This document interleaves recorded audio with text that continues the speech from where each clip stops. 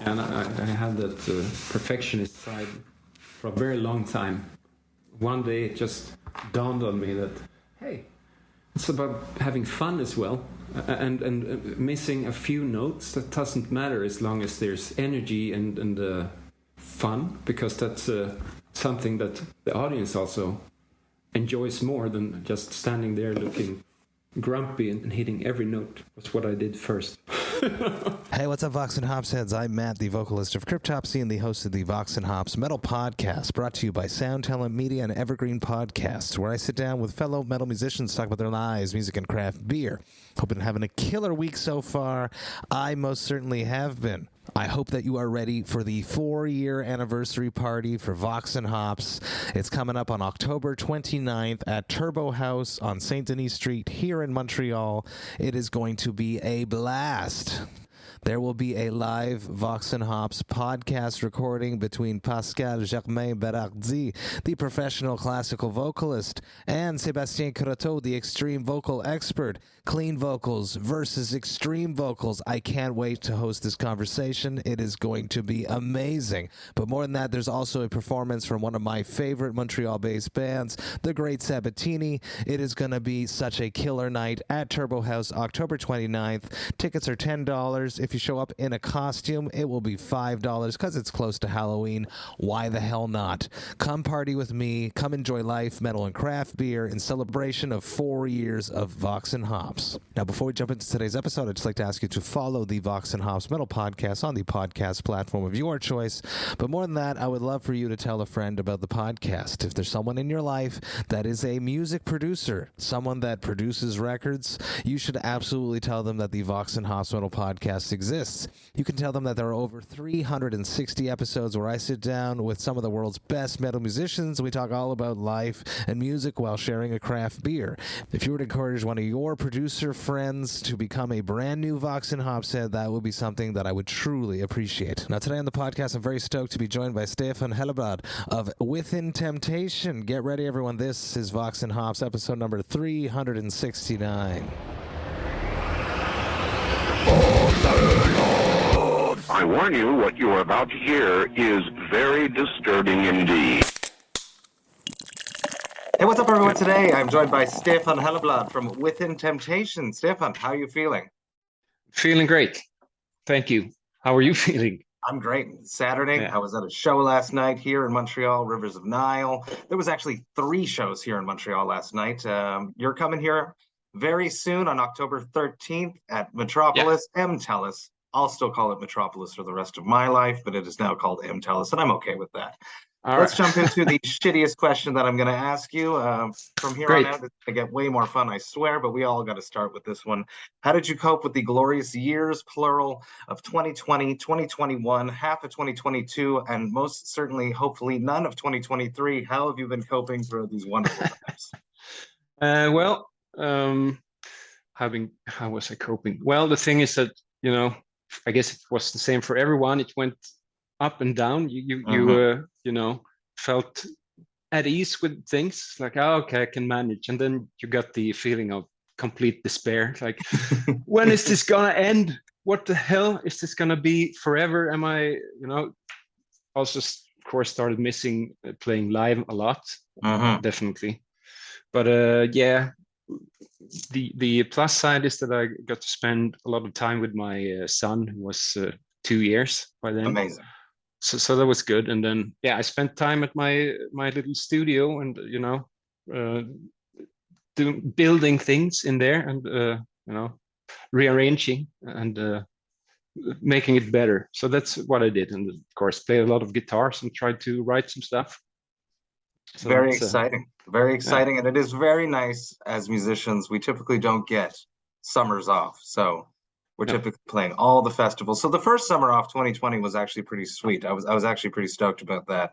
Spending all the time with my children at home, not in a van in Europe, which is, I love it, obviously, but every summer is sort of the same. And then the longing of performing again was definitely there. So it's nice that everything is coming back and that we're enjoying ourselves the way we're supposed to again, Stefan. Yeah, definitely. Yeah. One of the most difficult parts, I think it was in the beginning of 2021. I think that's when you start to get some hopes. The vaccines were there and everything. It's like, oh, okay, we rode through it. It's all good, and then down again. That was a bummer. At least Sweden was pretty zen with how they handled everything. So you were lucky there compared to definitely. Definitely. Yeah, we didn't have that lockdown thing at all. So that must have been hell. I am very lucky I get to do this. So everyone was home. I was like, can we let's have a chat on Wednesday at this time, and they're like, yeah, I'm home. As opposed to now, it's a little bit more complicated. Yeah. Vox and Hops is all about hanging out with my metal friends, talking about their lives and music while sharing a craft beer. What are you sipping on there, Stefan, that we're going to be sharing virtually today? Well, this is called Sir Taste a Lot. Really? Oh, I love that. It's a Swedish beer, I guess. It's pretty nice. It's one of my go-to beers when I didn't have time to buy anything else or couldn't come up with something. I think that's awesome. What's Sir Taste Law? Look at what style of beer. It looks like an amber when you poured it out there. Yeah, exactly. It's and it's a bit hoppy as well. Okay,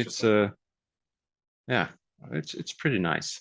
I like that very much. But also easy drinking at the same time, So it goes down. What's the ABV on it? Is it from the system Bolaget, or is it a craft beer? No, it's from the system Bolaget.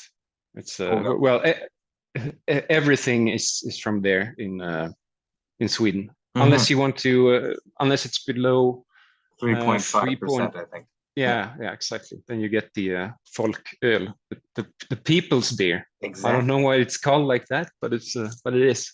It's because they put the laws in place to keep the people under wraps. Yeah, exactly. You don't get to. It's impossible.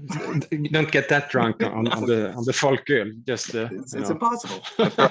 It's no. This, on the other hand, is dangerous. This is what's that? The beer that was at my festival here in Montreal. Heavy Montreal presents Brutal Montreal. Vox and Hops is Brutal Montreal. Undeath, a killer young death metal band from upstate New York, are just killing it. I had added them to the bill. Sadly, they did not perform at the festival this year due to a medical emergency, but Le Fermentor did make them a beer, and their beer was still available at the show. This is Rise from the Grave. It's a Belgian Dubbel, 8%. So this one you can, if you have a few, it's wacky. From Le Fermentor, I love them. A very cool metal brewery here in Montreal. I'm going to crack this. I'm going to pour this out, and I would love to hear about your first beer. Do you remember the first beer you ever drank, Stefan? No, I can't say I do. It's it was probably a Pripps Blå or something really Swedish like that. And that was back then. It's it was managing to drink one beer was a big thing, and then managing to drink two. Then I was pretty drunk. Actually, it's like, whoa, Jesus Christ! But that has changed for some reason. It is funny. Those first beers, I remember my first beers too. You would like drink it, and we'd have it in the glass bottles back in the day when I started drinking here in Montreal.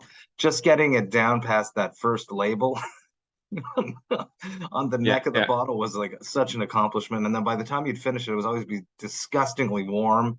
And obviously, I wasn't buying the highest class beer when I was probably too young to drink. So it wasn't the best quality. So as it warms up, it tastes even worse. And then getting to the second beer was always an accomplishment. I agree with that. And then the work that you put in sort of paid off, if that was the goal of the evening. Yes. Speaking of class in beer, we used to brew our own.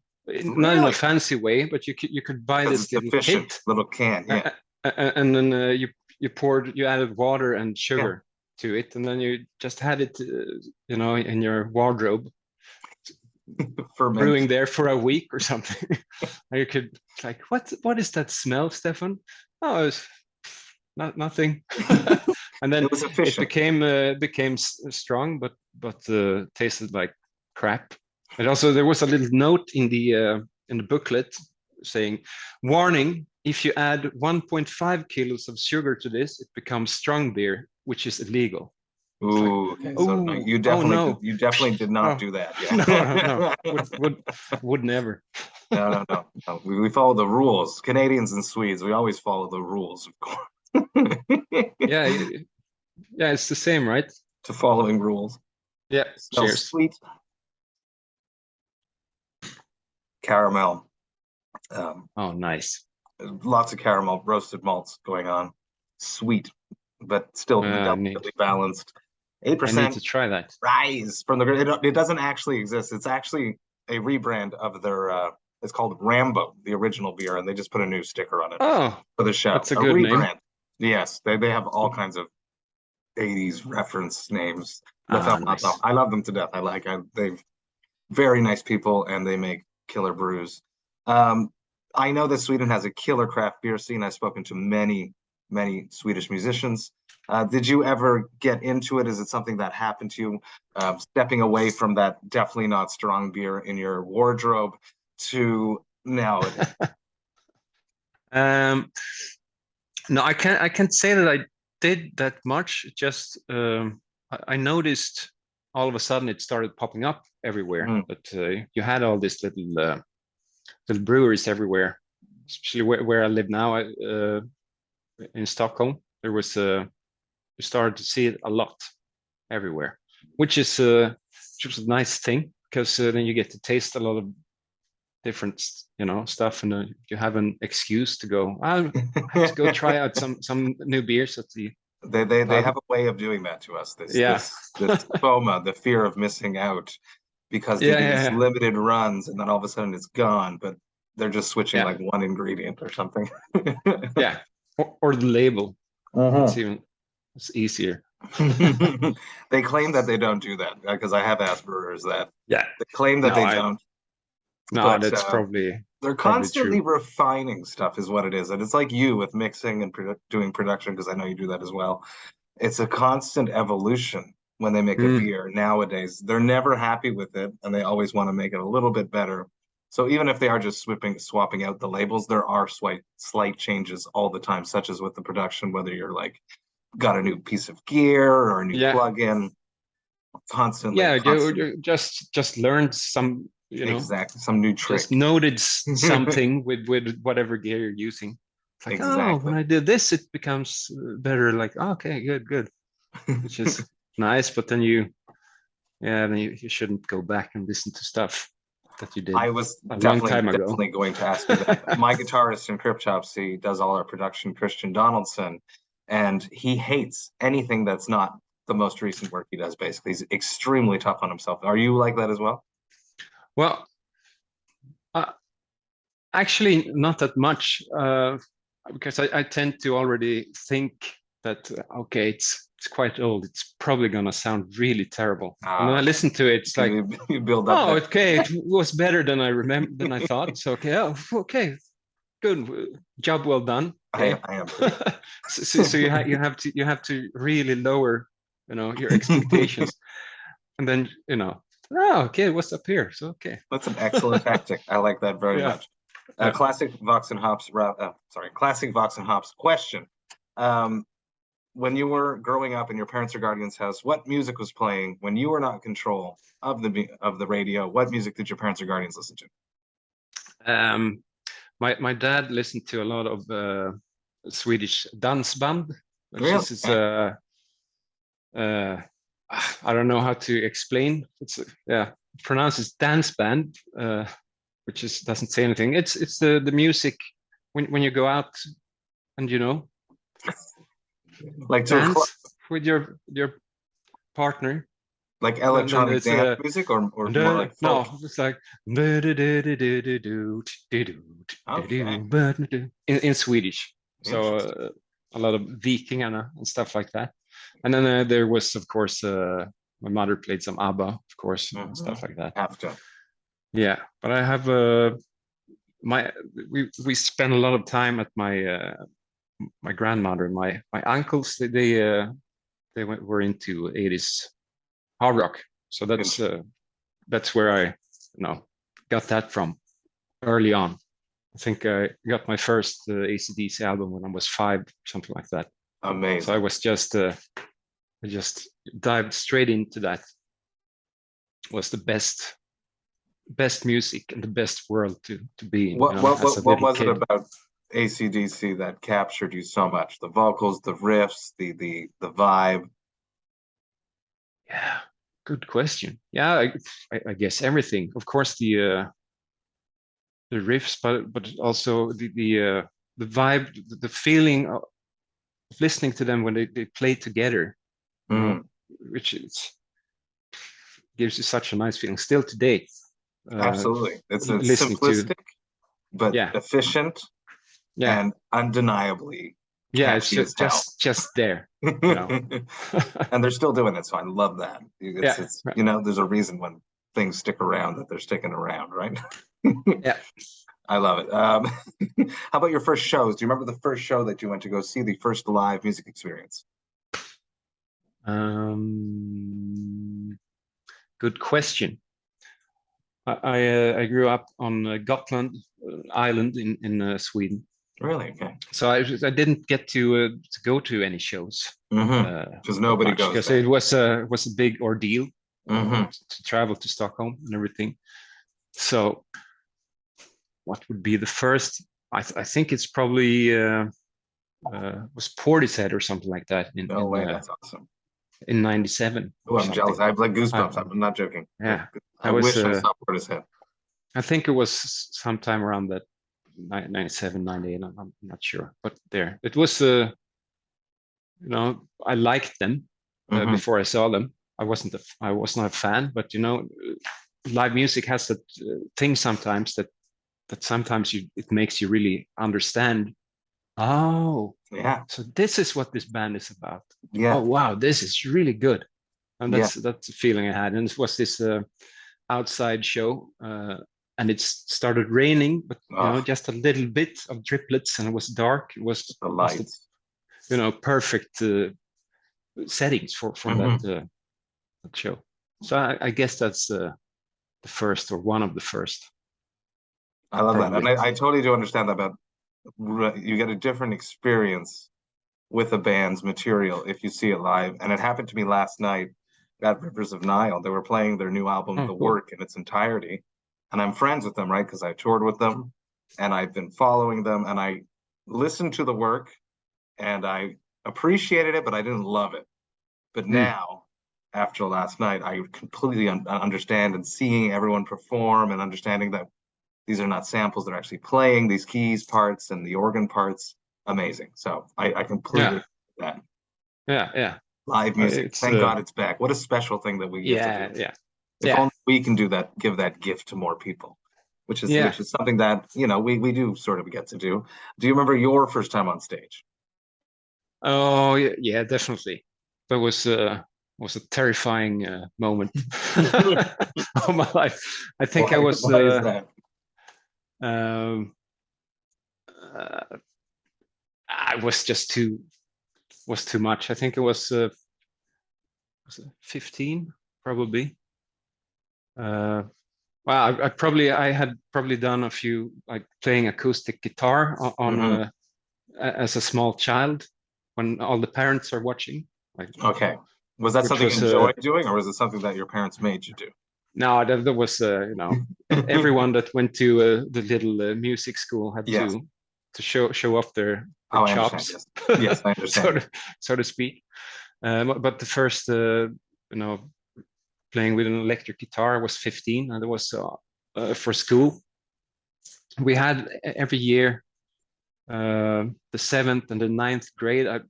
I'm not sure that translates well into. No, that's perfect for here. That's 13 and 15 years of age. Yes, that. Perfect. So exactly like here in Montreal. Then we had a little sort of Eurovision thing, but in school. So every class had to write a song together with the music teacher and then perform it. And that's a lot of compromise. That's stressful. I'm stressed for the teacher just thinking of that and trying to make everyone's influences and what everyone wants it to sound like into one song in a classroom. That's not easy then. No. Well, I think he he did most of the work anyways. So, but a little bit. But then I had so I played guitar on that, and I had a solo spot, and that was the only thing I could think of. Hands were completely sweaty and just slipping around, and then it was time. It was terrible, and so many people. I don't know, maybe it was 100 or less, but it felt like a million. I know that was hard. That was the first. Did you get through it? You succeeded afterwards? Did you have a rewarding feeling afterwards because there was a success, or were you not content with your performance? I wasn't. I felt like, that wasn't a nice feeling, and that didn't sound good. Of course, I got this. Oh, that was great. Well done.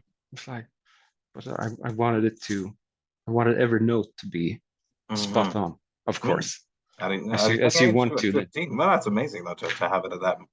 There's different schools of thought of performances, right? There's the feeling and the vibe, and then there's the other artists that are more perfectionists, let's say. Yeah, and I had that perfectionist side for a very long time, and then one day it just dawned on me that, hey, it's about having fun as well. Yes, exactly. And missing a few notes, that doesn't matter as long as there's energy and fun, because that's something that the audience also enjoys more than just standing there looking grumpy and hitting every note, which was what I did first. So you've been involved within Temptation. Sorry, you've been involved within Temptation for a long time. You were doing production for them before you stepped in to fill in for Robert. Since 2004, you've been doing production for them. So you were always like with the band, and I understand what it's like working with producers. My producers in my band, but I've also worked with people that are not in my band. It's like you're a part of the family, and you were throughout the whole time until finally Robert decided to not tour anymore. You stepped on stage. How close from that first solo that you had to do, that performance at your school in front of about 100 people, to a massive show, I imagine, when you joined the band in 2014? How close was that experience? 2011. 2011, sorry. Yeah. That was pretty much the same experience. straight up. It was stressful. It was also so it was my first show. It was in Holland, the Netherlands, whatever you're supposed to call it. I'll never learn. And of course, it was the first show on the tour, so you will have a lot of diehard fans there, of course. Yes. So there was this feeling of sorrow and grief in the whole room because Robert wasn't there and you were there. Yeah, exactly. That's hard on you. Like let's cover the performance part of it, and then we'll touch on that aspect of it, because there's other things that happened in my band as well that correlates well with that. So performance-wise, the crowd was grief, which gives you an extra sense of pressure to perform even better. Yeah, yeah. Well, you would think. Well, I think, but for me, it was. I don't know. I was standing there playing and just trying to take it all in. I think that's. And it was scary. I was nervous. I think I played well. So. But I was mostly just standing there. And I remember looking down in the audience, front row, there was a girl crying, and the boyfriend holding her, looking at me like, this is your fault. You're not Robert. How dare you not be Robert? That was my interpretation, at least. Yes. So that, for all you know, that like the poor girl had like a horrible day. And yeah.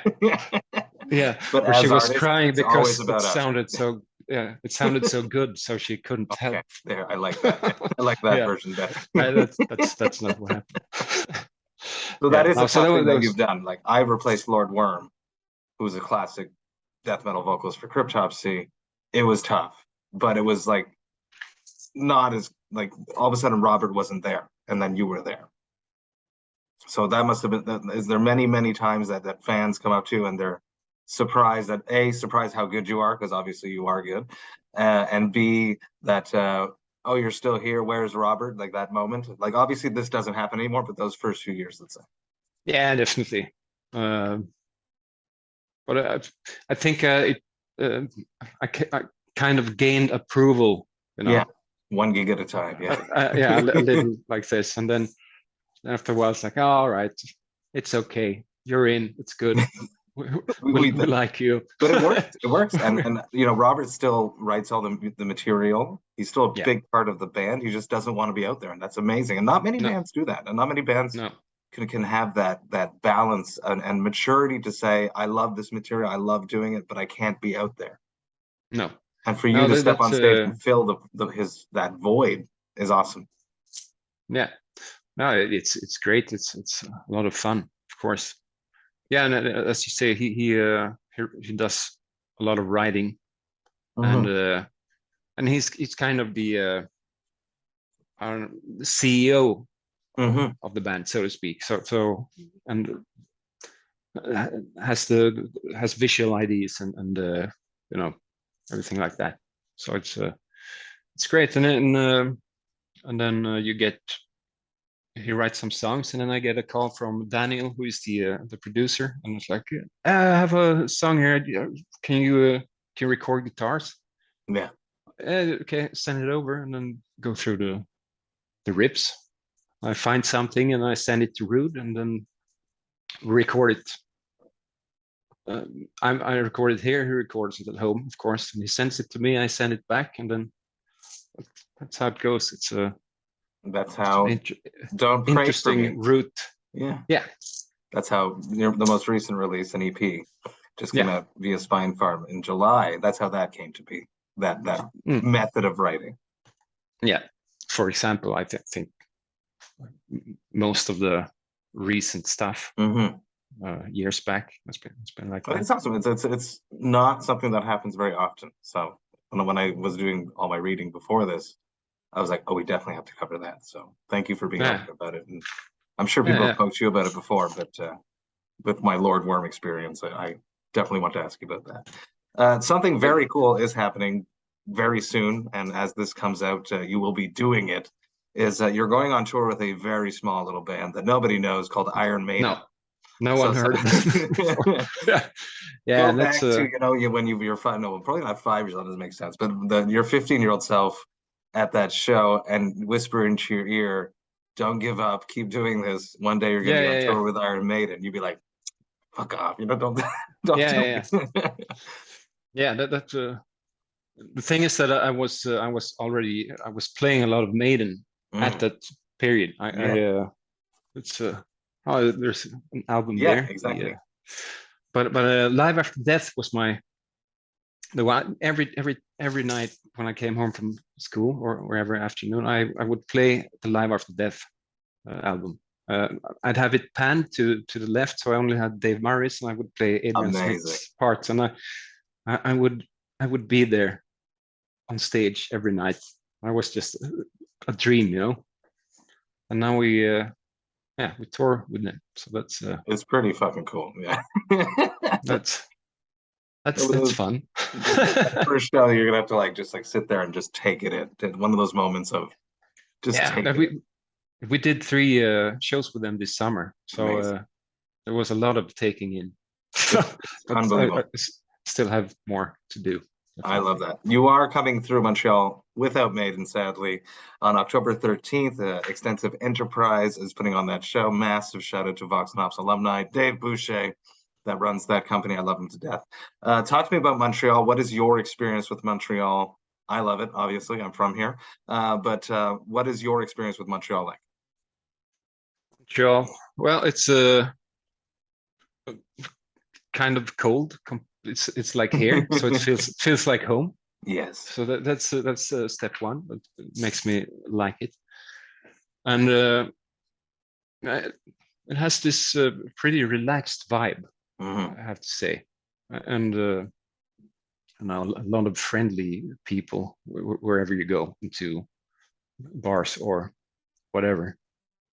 Which we if you definitely would will like not to. be doing together on No, October 13th after the show. I'm definitely not coming, and we're definitely not going out to taste some. Shouldn't drink. That's bad for you. I never do, but No, me neither. It's going to be a great show. What is the difference between, and I know what this entails, and it's a lot of work, a headlining set versus what you're doing with Maiden? Because you are doing like Well, off dates, which Montreal is. Yeah. Well, there are, of course, some crucial differences. It's with headline shows, you're there, and the people that's there, they come to watch you. Mhm. So, and doing a show like with Maiden, then you really have to convince the people that's there that they should be there and listen to you. So it's a different feeling. No, it sparks the nerves a little bit more before, and in a good way.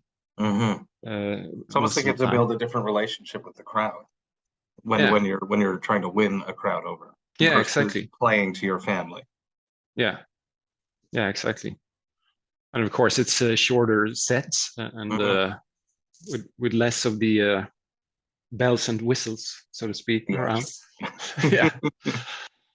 So it's more down to the core, and just more hard work. And I like it. So I like working. Longer sets, more bells and whistles, or less bells and whistles when you headline? More when we headline, like that. Of course. It's interesting. Yeah, and of course it's a different kind of work, because it's then there's a longer set, of course, and so it's physically tougher, of course, but it's just kind of two different ways of fun, if you want to. Well, Montreal's going to eat you up. I'm going to be there. I'm looking forward to that already. Something that I love to talk about recently is mental health. I'd love to know how you cope with dark days when you're not doing well. What is your tactic to make yourself feel better? Well, that goes up and down. I mean, there are some core things that's important to do if you're down, but if you get too down, then you don't remember those, or it feels like it doesn't matter, because just everything is too shit, kind of. But the get out, just get out of where you're sitting and feeling like you're rotting. Get out, take a walk. It will probably feel, even if it's just 1% better, then that's already a little path upwards. And then, of course, try to remember something that you love doing, and just do it for a while. Maybe then it stops this never-ending cycle of pointless thoughts that trying to nag on you and take you down, if you know what I mean. 100%. The void, the black void, the spiral of negativity. So just getting out, moving, changing atmospheres, and doing something that you do love, such as maybe for yourself playing guitar. Yeah, exactly. Other musicians, and working out is another one that I get a lot.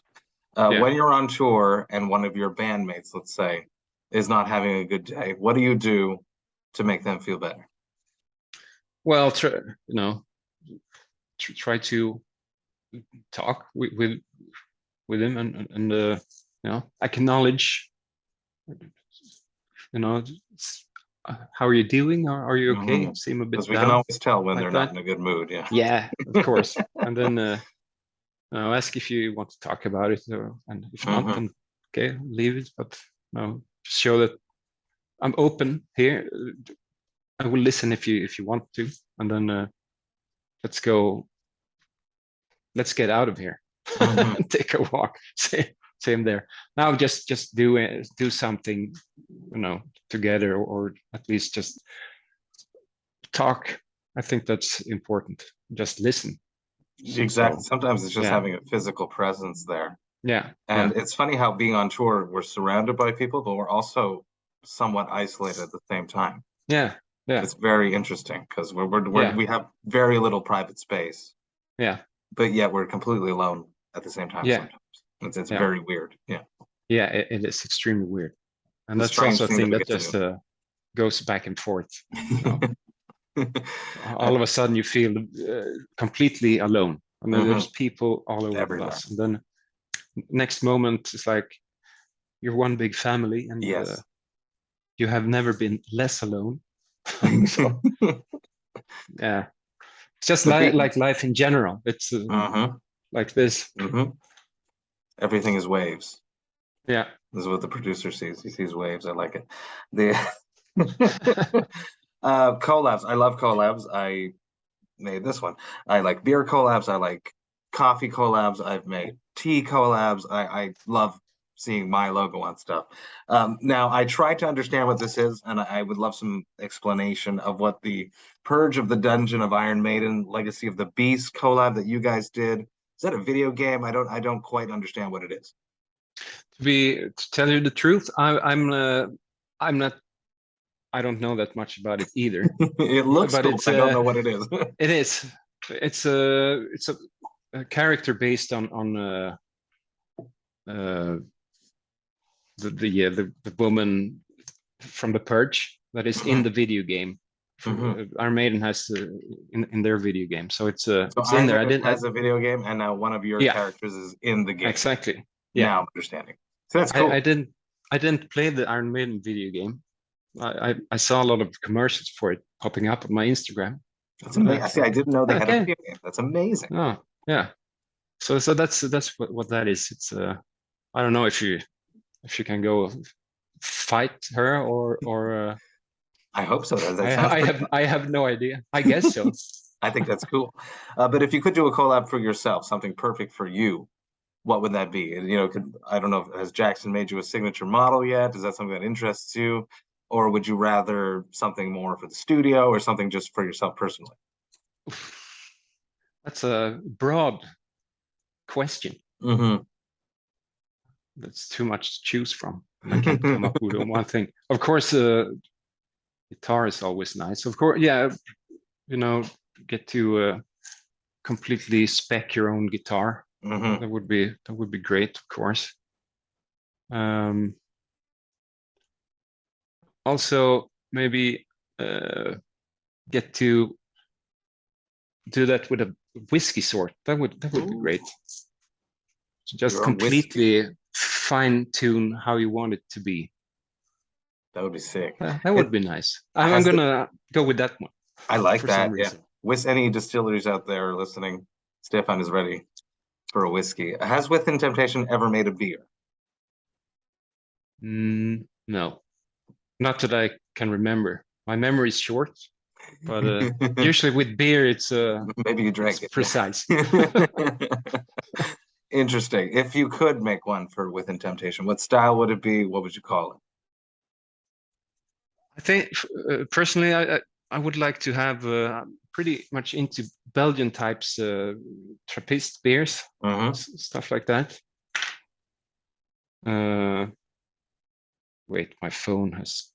Okay, are you there? There you are. I'm still here. Yeah, I have like good 10 more minutes, right? 7 more minutes. Yeah, I would call it. I don't know. Life doesn't suck anymore. Beer, or something like that. You know, maybe tweak that name a little bit, but it should be that you see that and then you drink it and see, okay, it's true. It's an elixir. It's an elixir that makes you feel better. I like that. Yeah. I like it. And over 3.5%. Yeah, 3.6 at least. Put the extra little bit of sugar into it. I like it. I have one last question. Classic Vox and Hops wrap-up question. It probably doesn't happen to you very often because you know, there's 3.5% beers in your country, but every once in a while it happens to everyone. Maybe on you know, October 14th after a night with me here in Montreal will happen. What is your hangover cure? Oh, Well, is there one? No. Well, it's so I guess it's basically, knowing that, okay, I really need to get up now and eat something, whatever, even if it's small. Otherwise, I will reach the tipping point, and then the hangover will become much worse, and there's no coming back from that. So that's get out, have some small bites and some coffee, and then go back to sleep if you need it, I guess. Loads of water. That's boring. It works. No, I guess I don't have a really good cure then. Is there one? I've heard lots of tips. things. Exercise, Pedialyte is one that comes up a lot to rehydrate yourself. It's basically what you would give children when they're dehydrated, when your little kids have the flu. Yeah. We do that too, of course. Yeah. And Gatorade Forgotten about that. Another one, but hair of the dog works. Yeah. But that's a temporary solution to a much bigger hangover. Yeah. And it's not healthy. No, and it usually doesn't feel very good. When it's the next day is really bad. No. Yeah.